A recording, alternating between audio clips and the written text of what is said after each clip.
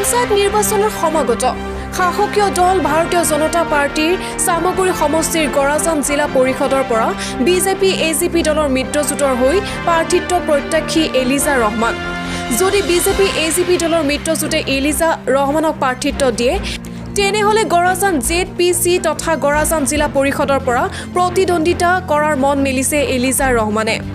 Eliza ৰহমানে গৰাজান জিলা পৰিষদৰ অন্তৰ্গত প্ৰতিখন পঞ্চায়তৰ প্ৰতিখন ৱাৰ্ডৰ ৰাইজৰ আন্তৰিক দুৱা আশীৰ্বাদ তথা সুপৰামৰ্শ বিচাৰিছে। যদি এলিজা ৰহমানক প্ৰাৰ্থিত্ব দিয়ে আৰু নিৰ্বাচনত জয়যুক্ত হয় তেন্তে গৰাজান জিলা পৰিষদৰ প্ৰতিখন পঞ্চায়তত সমানভাৱে চৰকাৰী আঁচনিসমূহ ৰূপায়ণ কৰাৰ আশ্বাস দিয়ে। News desk report Batadrava live. আসসালামু আলাইকুম আৰু নমস্কাৰ গ্ৰহণ কৰিব। মোৰ নাম এলিজা ৰহমান। মোৰ ঘৰ গৰাজান মণ্ডলৰ অন্তৰ্গত দক্ষিণ ঘাটল গাঁও পঞ্চায়তত। মই ভাৰতীয় জনতা পাৰ্টিৰ গৰাজান মণ্ডলৰ সদস্য। পঞ্চায়ত নিৰ্বাচন সমাগত। আগন্তুক পঞ্চায়ত নিৰ্বাচনত বিজেপি আৰু এজিপি দলৰ হৈ মই গৰাজান জিলা পৰিষদৰ প্ৰাৰ্থিত্ব বিচাৰিছোঁ। বিজেপি আৰু এজিপি দলে মই এলিজা ৰহমানক প্ৰাৰ্থিত্ব দিলে গৰাজান ZPC তথা জিলা পৰিষদৰ পৰা প্ৰতিদ্বন্দ্বিতা কৰিম বুলি আশা কৰিছোঁ।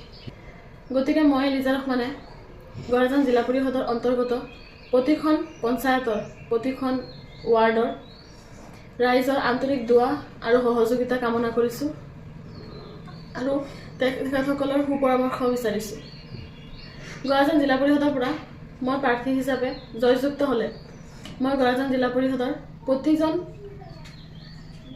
প্ৰতিখন পঞ্চায়তত সমানভাৱে চৰকাৰী আঁচনিসমূহ ৰূপায়ণ কৰিম বুলি প্ৰতিশ্ৰুতি দিলোঁ। গৰাজান জিলা পৰিষদৰ অন্তৰ্গত সকলো ৰাইজৰ প্ৰতি সমান দৃষ্টি ৰাখিম বুলি মই প্ৰতিশ্ৰুতি দিলোঁ। লগতে ৰাইজক চৰকাৰী আঁচনিসমূহ সমানভাৱে ৰূপায়ণ কৰিম বুলি প্ৰতিশ্ৰুতি দিলোঁ। লগতে জাতি ধৰ্ম কলা কৃষ্টি ভাষা বৰ্ণ হিন্দু মুছলিম সকলোকে মই সমান অধিকাৰ প্ৰদান কৰিম বুলি প্ৰতিশ্ৰুতি দিলোঁ।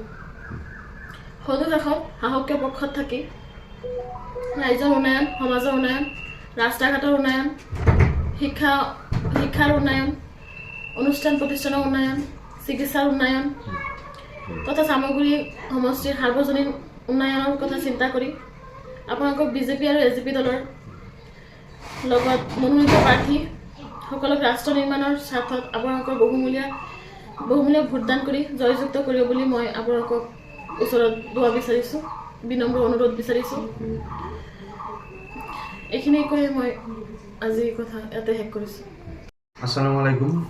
মই সৰ্বপ্ৰথমে আপোনালোক সংবাদ কৰ্মীসকলক মই ধন্যবাদ জ্ঞাপন কৰিছোঁ, কৃতজ্ঞতা জ্ঞাপন কৰিছোঁ। আৰু বৰ্তমান সময়ত পঞ্চায়ত নিৰ্বাচন সমাগত। গতিকে ভাৰতীয় জনতা পাৰ্টিৰ হৈ এলিজা ৰহমানে এইবাৰ প্ৰাৰ্থিত্ব বিচাৰিছে। ৰাইজে এইবাৰ এলিজা ৰহমানক প্ৰাৰ্থী হিচাপে বিচাৰিছে। গতিকে ৰাইজৰ সঁহাৰিৰ প্ৰতি লক্ষ্য ৰাখি শাসকীয় পক্ষত থাকি আমাৰ জাতি ৰক্ষাৰ কাৰণে, উন্নয়নৰ কাৰণে, আমাৰ অনুষ্ঠান প্ৰতিষ্ঠানৰ পৰা আৰম্ভ কৰি আমাৰ সাৰ্বজনীন উন্নয়নৰ কাৰণে এইবাৰ গৰাজান জিলা পৰিষদৰ পৰা ৰাইজে এলিজা ৰহমানক প্ৰাৰ্থী হিচাপে বিচাৰিছে। ৰাইজে যথেষ্ট সঁহাৰি দিছে। মই গৰাজান জিলা পৰিষদৰ অন্তৰ্গত সকলো ৰাইজক মই অনুৰোধ জনাম যাতে সকলো ৰাইজে দুৱা আৰু আশীৰ্বাদ দিয়ে, যাতে তেখেতসকলৰ দুৱা আৰু আশীৰ্বাদ শিৰত লৈ এলিজা ৰহমানে এইবাৰ নিৰ্বাচনত জয়ী হ'ব পাৰে আৰু হৈ পেলাই জাতি ধৰ্ম বৰ্ণ নিৰ্বিশেষে সকলোৰে প্ৰতি সমমৰ্যাদা প্ৰদান কৰিব পাৰে আৰু সমান অধিকাৰ তথা আমাৰ উন্নয়নৰ কাম কাজবিলাক সফলভাৱে ৰূপায়ণ কৰিব বুলি মই আশাবাদী। গতিকে এইবাৰ যি চামগুৰি সমষ্টিত যি উন্নয়ন দেখিছোঁ, বিগত 15 বছৰে ৰকিবুল চাহাবে যেনেকুৱা উন্নতি কৰা নাই, এইবাৰ আমাৰ চামগুৰি সমষ্টিৰ ডিপ্লুৰঞ্জন শৰ্মা ডাঙৰীয়াই 1 বছৰতে সিমান উন্নতি কৰিব বুলি আমাৰ মাননীয় মুখ্যমন্ত্ৰী হিমন্ত বিশ্ব শৰ্মা ডাঙৰীয়াই আমাক আশ্বাস দিছে আৰু সেইমতে আমাৰ চামগুৰি সমষ্টিত কাম হৈছে। আগন্তুক 2026 নিৰ্বাচনতো বিজেপিয়ে বিপুল সঁহাৰি পাব আৰু বিজেপিৰ পদুম ফুল এইবাৰ চামগুৰিত আকৌ ফুলিব। গতিকে মই সংখ্যালঘু অধ্যুষিত সকলো ৰাইজক মই আহ্বান জনাম যে সাহসীয় পক্ষত থাকি সাহসীয় পক্ষত যাতে সকলোৱে ভোটদান কৰি আমাৰ জাতিটো ৰক্ষা কৰে, তাৰ বাবে মই সকলো সংখ্যালঘু ৰাইজক আহ্বান জনাম।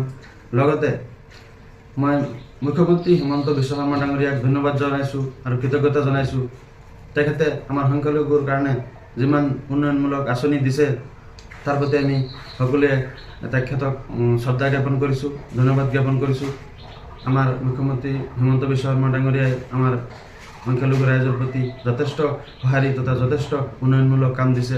যেনেকৈ অৰুণোদয়ৰ পৰা আৰম্ভ কৰি চৰকাৰী ঘৰৰ পৰা আৰম্ভ কৰি ৰাস্তা ঘাটৰ পৰা আৰম্ভ কৰি স্কুল কলেজ অনুষ্ঠান প্ৰতিষ্ঠানৰ পৰা আৰম্ভ কৰি সকলোখিনি উন্নয়নৰ কাৰণে আমাৰ শ্ৰদ্ধাৰ মুখ্যমন্ত্ৰী ডাঙৰীয়াই আমাক যিখিনি সঁহাৰি দিব লাগে সকলোখিনি সঁহাৰি আমাক দিছে। গতিকে আমাৰ শ্ৰদ্ধাৰ মুখ্যমন্ত্ৰী হিমন্ত বিশ্ব শৰ্মা ডাঙৰীয়াৰ হাত শক্তিশালী কৰিবলৈ আমি সকলোৱে জাতি ধৰ্ম বৰ্ণ নিৰ্বিশেষে সকলোৱে একত্ৰিতভাৱে একে ঐক্যত থাকি আমাৰ এনাজৰীডাল শক্তিশালী কৰি ৰাখি হিমন্ত বিশ্ব শৰ্মাক পুনৰবাৰ আমি মুখ্যমন্ত্ৰী পাতিম বুলি আমি আশাবাদী আৰু এই 2026 জয় নিশ্চিত। গতিকে মই সকলোকে ধন্যবাদ জ্ঞাপন কৰিছোঁ, শ্ৰদ্ধা জ্ঞাপন কৰিছোঁ।